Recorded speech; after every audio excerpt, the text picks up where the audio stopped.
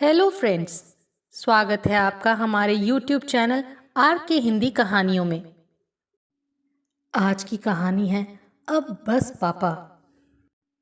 आशा का मन बहुत परेशान था। आज पापा ने फिर माँ के ऊपर हाथ उठाया था। विमला, उसकी माँ, 70 साल की हो चली थी। इस उम्र में भी उसके 76 वर्षीय पिता जब तब अपनी पत्नी पर हाथ उठाते थे।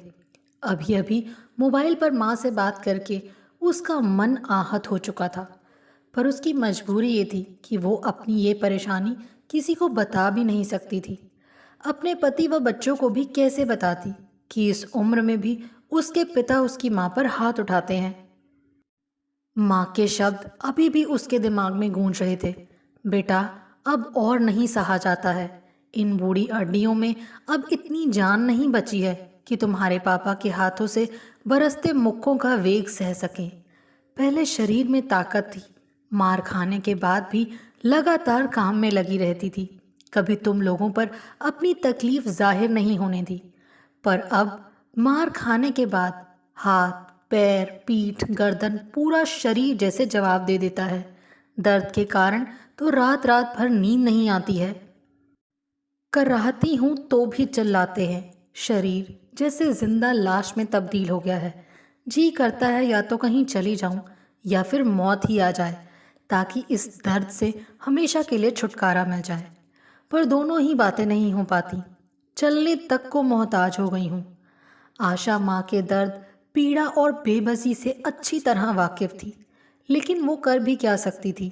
माँ को अपने घर ले आना भी तो समस्या का समाधान नहीं था, और आखिर कब तक वो माँ को अपने घर पर रख सकती थी।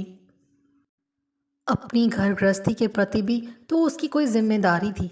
ऊपर से भाइयों के ताने सुनने को मिलते सो अलग। उसके दोनों भाई अपनी अपनी गृहस्थी में व्यस्त थे। अलग रह रहे माँ बाप की भी कभी कभी टोह ले लिया करते थे। वैसे तो बचपन से उसने अपनी माँ को पापा से मार खाते ही देखा था। घर के हर छोटे बड़े निर्णय पर माँ की चुप्पी व पिता के कथन की मोहर लगते देखा था। वो दोनों के स्वभाव से परिचित थी। वो जानती थी कि सदा से ही घर गृहस्थी के प्रति बेपरवाह व लापरवाह पापा के साथ माँ ने कितनी तकलीफें सही हैं, और बड़ी मेहनत से तिनका तिनका जोड़कर अपनी गृहस्थी बसाई व बच्चों को पढ़ा लिखा कर काबिल बनाया। वरना पापा को तो ये तक मालूम नहीं था कि कौन सा बच्चा किस क्लास में पढ़ रहा है। वो तो अपनी ही मौज मस्ती में सदा रमे रहे। उन दोनों के व्यक्तित्व और व्यवहार में जमीन आसमान का फर्क था। एक तरफ जहां माँ आत्मविश्वासी, ईमानदार, मेहनती, कुशल और सादगी पसंद महिला थी, वहीं दूसरी ओर उसके पिता मस्त मौला, स्वार्थी, लालची और रसिया किस्म के इंसान थे, जो स्थिति के अनुसार अपना रंग बदलने में भी माहिर थे। आज भी दोनों के व्यक्तित्व में इंच मात्र भर भी अंतर नहीं आया था। हाँ, शारीरिक रूप से अस्वस्थ व कमजोर होने के कारण माँ थोड़ी चिड़चिड़ी अवश्य हो गई थी। इसीलिए अब जब भी उनके बीच वाद विवाद की स्थिति बनती थी, तो वो प्रत्युत्तर में पापा को बुरा भला जरूर कहती थी।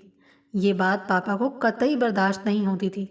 आखिर सालों से वे उन होठों पर चुप्पी की मोहर देखते आए थे, सो इस बात को हजम करने में उन्हें बहुत मुश्किल होती थी कि उनकी पत्नी उनसे जबान लड़ाती है।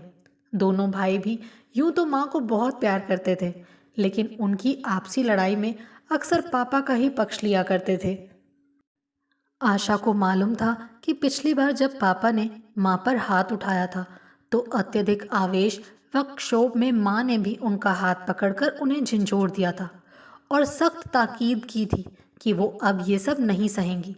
तब आनन फानन पापा ने सभी बच्चों को फ़ोन लगाकर उन्हें उनकी माँ की द्वारा की गई इस हरकत के बारे में बताया था। तब छोटे भैया ने घर पहुंचकर माँ को खूब लताड़ लगाई थी और ये तक कह दिया था कि आपकी बहू आपसे 100 गुना अच्छी है, जो अपने पति से इस तरह का व्यवहार तो नहीं करती है। पता नहीं, पर शायद उनकी भी पुरुषवादी सोच माँ के इस कृत्य से आहत हो गई थी। आशा को बहुत बुरा लगा था। आखिर इन मर्दों को ये क्यों नहीं समझ आता कि औरत भी हार्ड मांस से बनी एक इंसान है। वो कोई मशीन नहीं जिसमें कोई संवेदना ना हो। उसे भी दर्द और तकलीफ होती है, वो भी कितना और कब तक सहे। और आखिर सहे भी क्यों? भैया ने उससे भी फोन पर माँ की शिकायत की थी, इस उद्देश्य से कि वो माँ को समझाए कि इस उम्र में ये बातें उन्हें शोभा नहीं देती। बोलना तो वो भी बहुत कुछ चाहती थी, पर इस डर से कि बात कहीं और ना बिगड़ जाए, सिर्फ हाँ हूँ करके फ़ोन रख दिया था। काश उस वक्त उसने भी सच्चाई बोलकर भाई का मुंह बंद कर दिया होता कि भैया, माँ से तो आपकी पत्नी की तुलना हो भी नहीं सकती है, क्योंकि ना ही वो भाभी जैसे झूठ बोलने में यकीन रखती हैं और ना अपना आत्मसम्मान कभी गिरवी रख सकती हैं। उन्होंने तो सदा सिर्फ अपनी जिम्मेदारियां ही निभाई हैं, बिना अपने अधिकारों की परवाह किए। पर आपकी पत्नी तो हमेशा से ही मस्त व बिंदास रही है। जब जब आपने उनकी मर्जी के खिलाफ कोई भी काम किया है, तब तब उन्होंने क्या क्या तांडव किए हैं, क्या आपको याद नहीं है? और अब जबकि आप उनकी जी हुजूरी में हमेशा लगे रहते हो, तो वो आपका विरोध करेंगी ही क्यों? भाभी की याद करते करते आशा के मुंह में जैसे कड़वाहट सी घुल गई। विचारों के भंवर में इसी तरह गोते लगाती हुई आशा की तंद्रा दरवाजे की घंटी की आवाज से टूट गई। घड़ी की ओर निगाहें घुमाकर वो मन ही मन बुदबुदा उठी। अब कैसे होगा काम? बच्चे आ गए, आज उसका सारा काम पड़ा हुआ है। भारी मन से उठते हुए उसने दरवाज़ा खोला तो चहकते हुए दोनों बच्चों ने घर में प्रवेश किया। मम्मा, पता है, आज ड्राइंग टीचर को मेरी ड्राइंग बहुत अच्छी लगी। पूरी क्लास ने मेरे लिए क्लैप किया। टीचर ने मुझे 2 स्टार्स भी दिए हैं। देखो, नन्ही परी ने माँ को अपनी ड्राइंग शीट दिखाते हुए कहा। ओहो, मेरी रानी बिटिया तो बड़ी होशियार है। I am proud of you, कहते हुए उसने नन्ही परी को गले लगा लिया। परी अभी 7 साल की थी। वह दूसरी कक्षा में पढ़ती थी। उससे बड़ा सौरभ था, जो कि 7वीं क्लास में पढ़ता था। मम्मा, बहुत भूख लगी है, मेरे लिए पहले खाना लगा दो प्लीज़, सौरभ अपना बैग रखते हुए बोला। ओके बच्चों, आप फ्रेश होकर आओ, तब तक मैं जल्दी से आपके लिए खाना परोसती हूँ, कहकर आशा किचन की तरफ चल दी। उसने तो अभी तक कुछ भी खाने को नहीं बनाया था, बस काम वाली काम करके जा चुकी थी। लेकिन उसने घर भी नहीं समेटा था। बच्चों की पसंद ध्यान में रखते हुए उसने जल्दी से गर्मा गर्म पराठे और आलू फ्राई बनाकर सॉस के साथ परोस दिया। बच्चों को खिलाते खिलाते भी उसके दिमाग में कुछ उधेड़-बुन चल रही थी। कुछ देर बाद उसने दोनों बच्चों को तैयार कर अपनी पड़ोसन सीमा के पास छोड़ा और खुद सीधा अपनी माँ के घर चल दी। वहां पहुंचकर पता चला कि पापा कहीं बाहर गए हैं। माँ की हालत देखकर उसकी रुलाई फूट पड़ी, पर अपने आंसुओं को जब्त कर वो बड़े ही शांत स्वर में बोली, माँ, चलो तैयार हो जाओ, हमें पुलिस स्टेशन चलना है। लेकिन बेटा, एक बार और सोच ले, अभी बात ढकी हुई है, कल को आस पड़ोस, समाज, बिरादरी, नाते रिश्तेदारों तक फैल जाएगी। लोग क्या कहेंगे? बहुत बदनामी होगी हमारी। सब क्या सोचेंगे? माँ ने कुछ अनुनय पूर्वक कहा। जिसको जो सोचना है सोच ले, मगर अब मैं आपको और जुल्म सहने नहीं दूंगी माँ। तुम समझती क्यों नहीं हो? जुल्म सहना भी एक बहुत बड़ा अपराध है और आज तक आप सब सहती आई हो।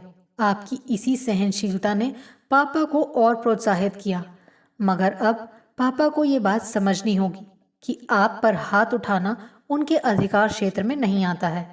माँ को तैयार कर ऑटो में उनका हाथ थाम कर उनके साथ बैठती आशा ने जिसे मन ही मन ठान लिया था, अब बस पापा। आपको हमारी ये कहानी कैसी लगी, प्लीज़ कमेंट करके ज़रूर बताइए। अगर आप इस चैनल पर नए हैं तो इसे सब्सक्राइब करें और शेयर करें। Thank you.